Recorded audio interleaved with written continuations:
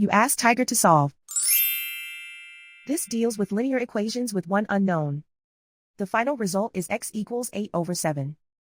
Let's solve it step by step. Simplify the expression.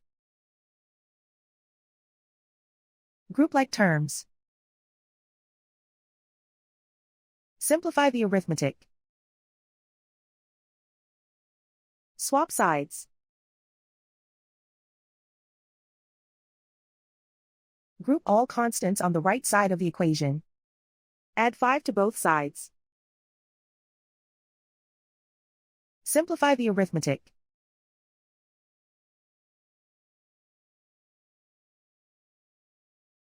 Isolate the x. Divide both sides by 7.